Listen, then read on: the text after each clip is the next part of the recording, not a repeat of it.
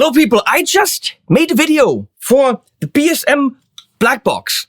This is not the Black Box video, but it's a pedal that to the uninitiated noob looks pretty much the same, because Leslie, who's switching this beautiful video, was like, that's the same pedal. I'm like, no, it's not.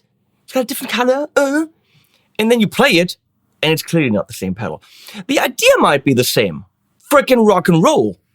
But you're achieving that in a different way with different flexibility and different low-endedness. So whereas the idea of this is classic rock sounds reminiscent of the Scheffer something thing that Angus used in front of Zams, but I think with more gain, really cool low gain sounds to much more high gain sounds. In a, as Bernd puts it, non-diode, something non-exponential. It's not a normal overdrive. It uses different bits. I don't know. Talking about Bernd, who the crap is Bernd?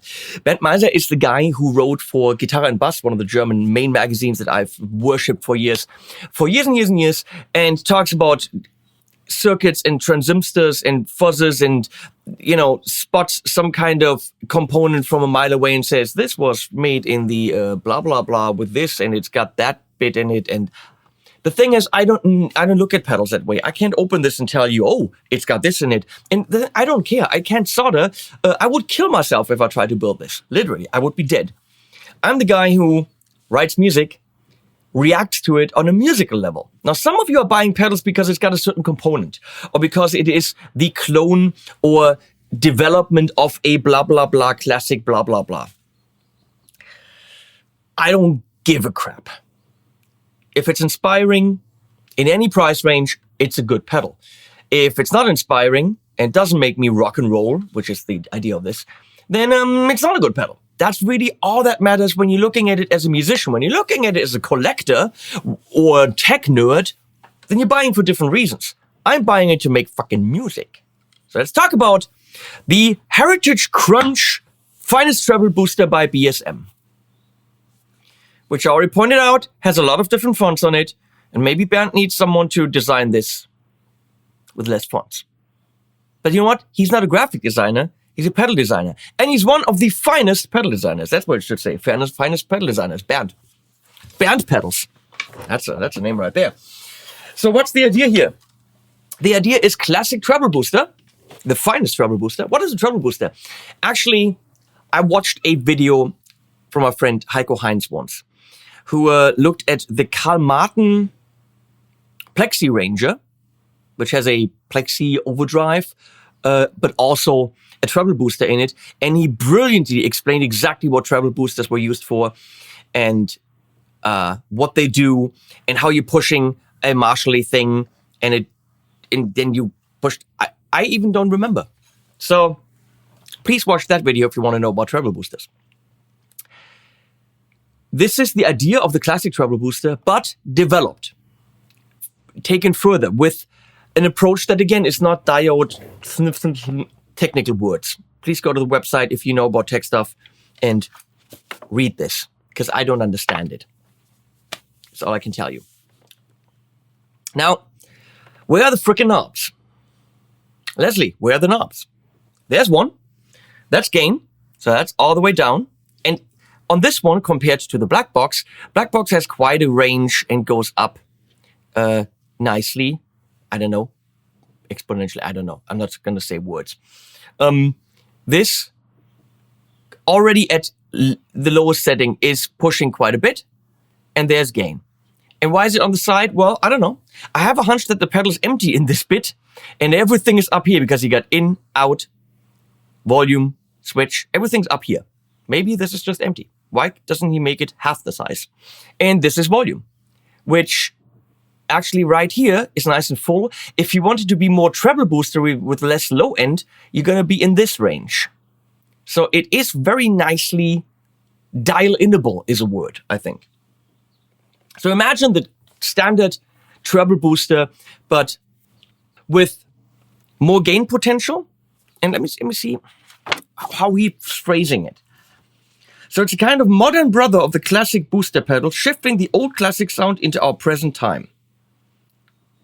Has a lot of gain to offer, You can use it as a linear clean boost pedal when rolling back the gain. Should we start that? There. Should we start that? What is that? I don't know. So here's the Tone King, Sky King.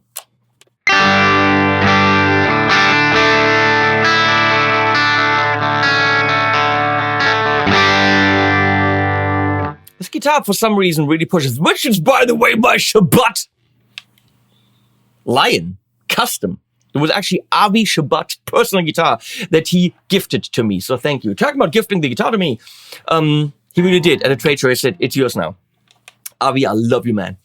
Bernd is so kind in paying me for my time to make this video. Of course, anything I say is my opinion. If I didn't like the pedal enough to say good things about it, I would actually not make a video. And that's the truth. I'm not going to say it's good if it's not good. I'd rather just not make the video and, you know, keep my dignity.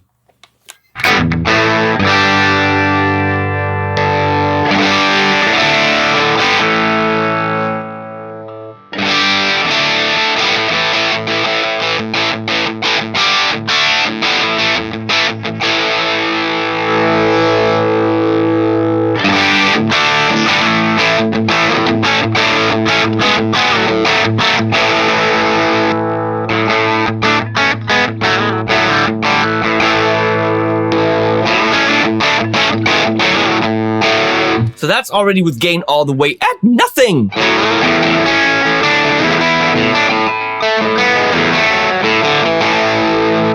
It's a beautiful boost, beautifully focusing on the mids. If you like rock sounds, nice power chords, and just give your amp that tiny bit of a push over the cliff, that's freaking it. Get my first 6 string. I got the 5 and I'm fingers bled. I'm a 69.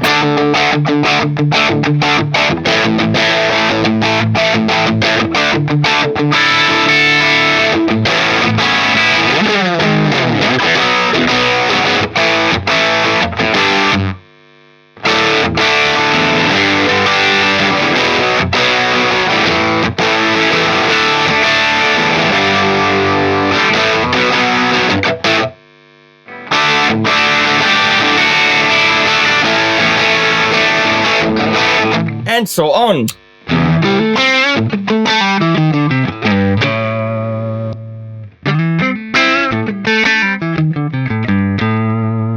Come on, blues tones right here with some delay and reverb.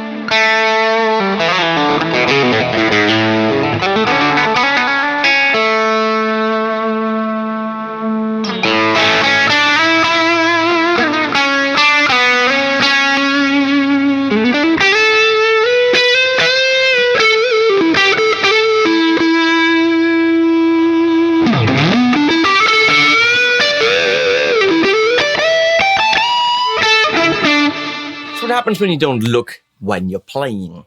Damn, that is nice. So we're gonna turn this off and go a couple of amps. Wow. RedSeven Duality 100 by my good friend Luca Baratella. Now that's an amp that could use a little bit of taming in the low end, if you ask me, and some push. Oh.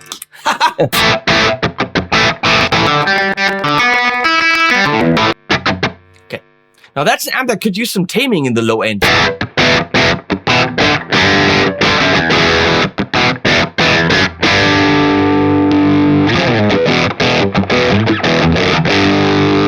Now we're pushing it a little bit too much, so let's dial down the volume and therefore also make it more treble booster.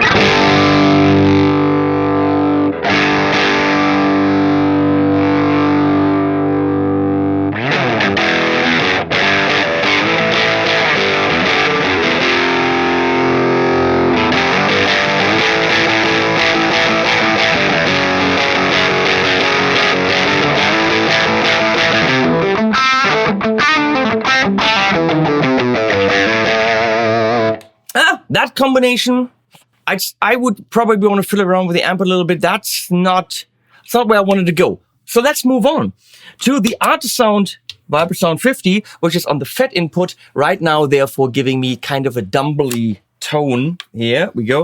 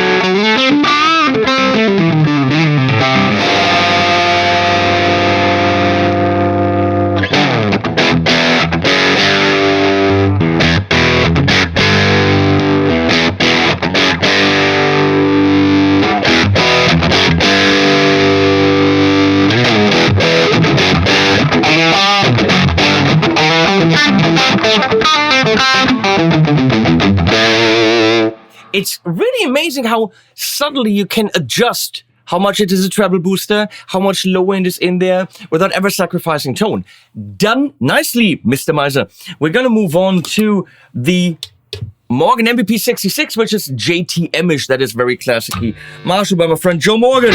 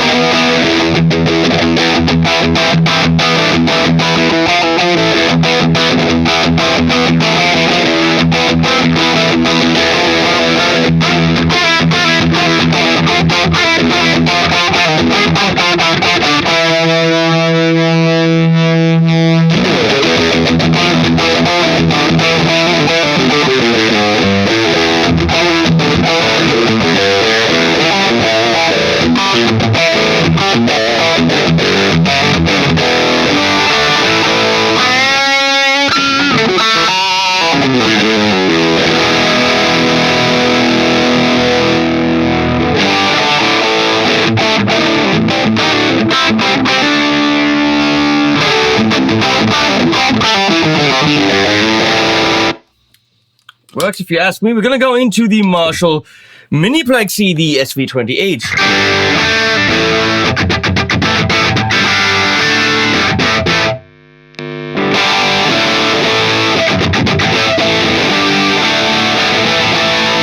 Mid boost, a little bit leaner in the low end, but only a little bit, and more gain.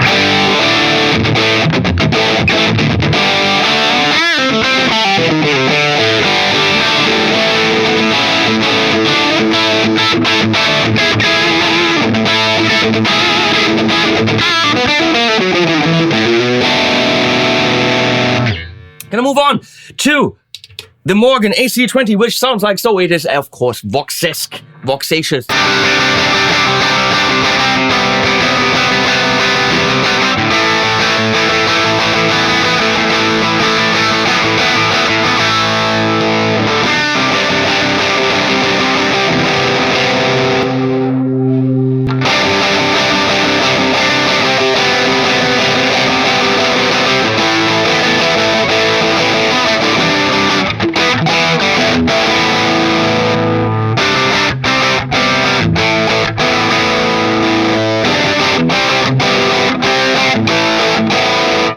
It's that sound. It's just a little bit more of that sound.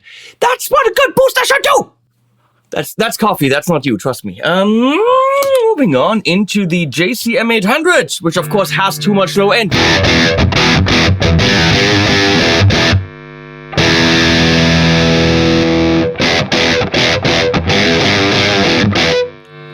Low end tamed. Let's give it some gain.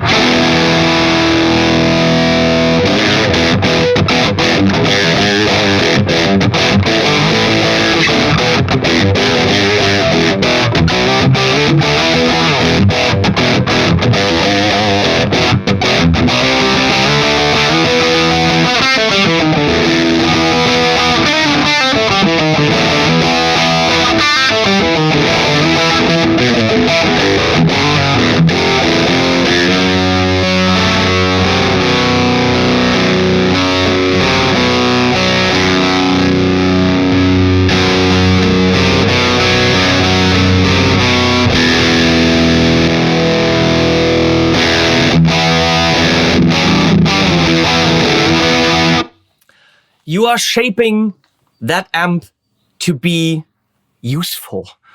It sounds great anyway, but it is very low end. It'll trash you. It'll trash any mix. This gives it the gain because it's a low to mid-range gain amp. So you're getting more of the density without that overwhelming low end. We're gonna, of course, go into the Orange Rockerverb 50. I don't expect much because that's not the greatest pedal platform. So let's find out.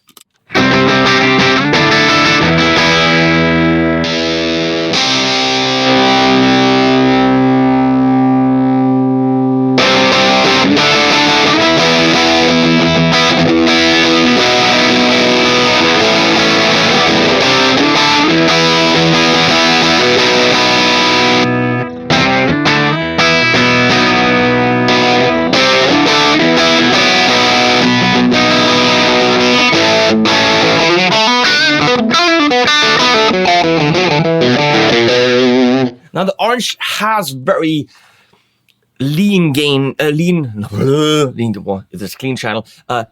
end anyway. So a treble booster making it less low endy, which right now I'm actually quite high up on the volume. So it's still pretty lean. So if I go here, you literally have no low end whatsoever. So when it comes to the classic Marshall sounds, okay, especially on a Plexi, where you might go into the normal input and you don't have that much treble, you kick that thing in, it's a treble booster, kicks that, gives it more gain, makes total sense. And it's actually bigger than that. There you go. Now, if you're in the market for a treble booster, but you want it to be a little bit more, you want it to have more gain, and you want it to be one of the finest ones because it freaking says it on it, check out the BSM treble booster from my friend Bernd Meiser. He knows what he's doing. He's an ultra freaking pedal nerd. He's one of us. He's just one, not one of me actually.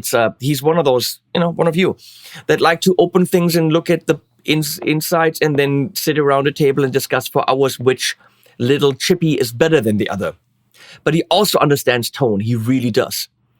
He's saying it's not diode like the other clipping, and he's talking about clipping, and I wish I could explain this stuff to you, but I don't understand it. I just play and I know if it's fun. And I know if I'm playing a rock song, this for power chords makes me happy. This for the bluesy lead makes me happy. If I have an amp that sounds good, why would I want to change its sound drastically? Put that in front of it. That's your amp, just more of it. And 2 knobs are all you need on that thing. And they're hidden on the sides, but that also means you don't accidentally change them. Thank you for commissioning this video, Bernd. We will put links below to his website where you can buy them, I assume worldwide. I hope I can check out some of the other pedals because he makes really good stuff. And I guess that's it from me for today. Thanks to Leslie and Stacy out there for switching. And we're also going to see animals at the end.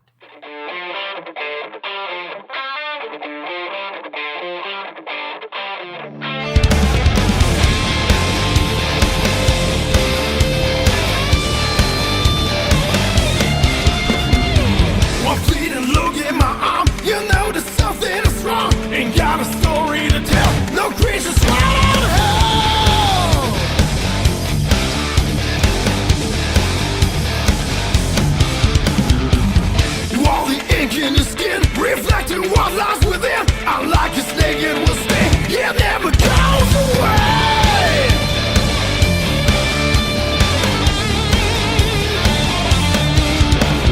There's so many else didn't give me any post, and I don't see no land of ladies in the cities. I don't see no reason for me to be